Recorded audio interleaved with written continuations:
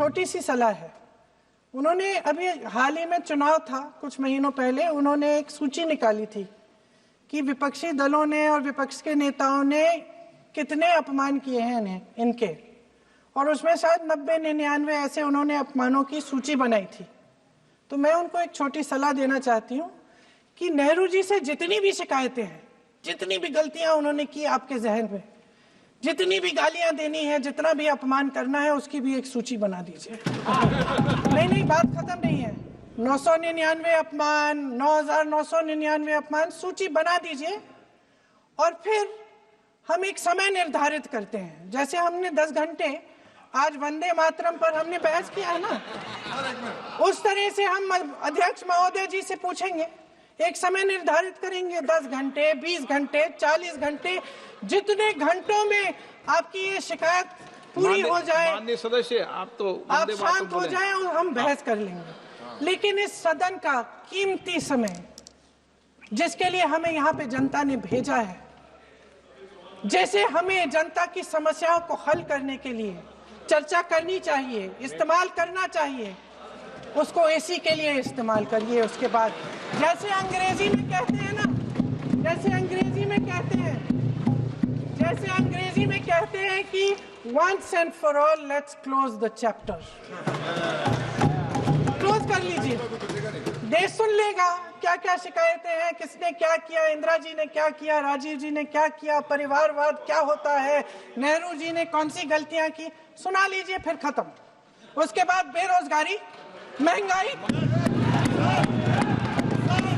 महिलाओं की समस्याएं, जो पीएमओ में हो रहा है उसकी बातें, उसकी चर्चा, जो बैटिंग ऐप के बारे में हो रहा है पीएमओ के अंदर, आप सदस्य प्लीज, जो एफस्टीन फाइलों में आपके मंत्री महोदय के नाम निकल आए हैं, माननीय उसकी चर्चा करेंगे। आप वंदे मातरम में बोले, आप इधर उधर डाइवर्ट मत हो।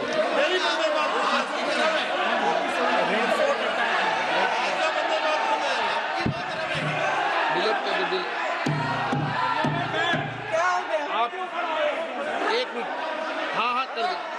क्या हो गया? अंत में चिड़ी गए।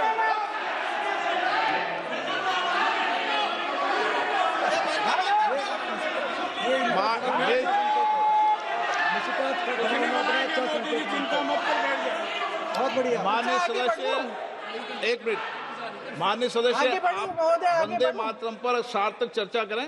ठीक सर, इधर उधर डाइवर्ट यही थी सर, संक्षिप्त में बात यही थी, कोई डाइवर्ट नहीं होना चाहिए अपन को। बातें करते रहते हैं। माननीय सदस्य नहीं, आप बिना तथ्यों के कोई बात नहीं करें।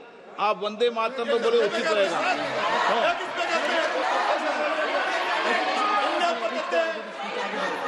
मैं प्लीज, अध्यक्ष महोदय, मैं आपकी बात मानती हूँ, लेकिन बिना तथ्य के बहुत सालों के लिए ये हम पर आरोप डाल रहे हैं।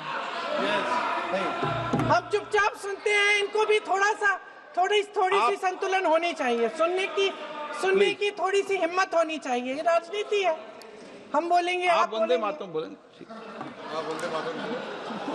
वंदे मातरम सर। महोदय, आज की ये बहस सिर्फ ध्यान भटकाने के लिए की जा रही है, क्योंकि ये सरकार इस देश के वर्तमान की असलियत छिपाना चाहती है।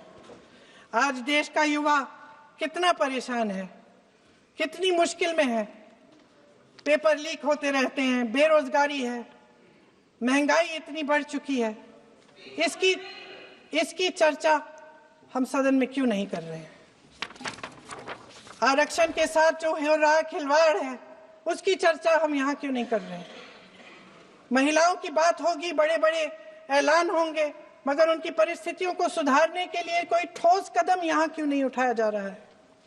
इन्हीं दरवाजों के बाहर खड़े होकर पत्रकार तरह आपने कहा कि आरोप मत लगाइए बगैर तथ्य के, तो मैं बोलूं कि नहीं बोलूं? नहीं, बिल्कुल नहीं। नो, आप उधर की बात मत बोलो। आप जल्दी से सदन में जो कुछ भी बोले वो तथ्यों से बोले। आपको हर चीज ऑथेंटिक करनी पड़ेगी, इसलिए आप तथ्यों से बोले। अच्छा सर, बड़े बड़े शहरों में प्रदूषण है, लेकिन हम इस सदन में बैठकर सिर्फ छोटी छोटी बातें करेंगे। जी, जो अतीत की बातें हैं ना, जो बार बार आप चाहते हैं कि हम पीछे देखें, लेकिन हम आगे भविष्य की बात, वर्तमान की बात, जो असली समस्याएं हैं उनकी बात न करें, ये छोटी बात होती है। आप में हिम्मत है तो भविष्य की बात करिए, हिम्मत है तो बात करिए कि बेरोजगारी क्यों है, कि पेपर लीक क्यों होते हैं। आप चेयर को एड्रेस करें। आपको अच्छा, खत्म कर लेती हूँ, चेयर को एड्रेस करो आप। अध्यक्ष महोदय जी, सच्चाई ये है कि इनका शासन दमन का शासन है। इनकी राजनीति दिखावे की राजनीति है, इवेंट मैनेजमेंट की राजनीति है, चुनाव से चुनाव तक राजनीति है, तरह तरह के ध्यान भटकाने वाले मुद्दों की राजनीति है।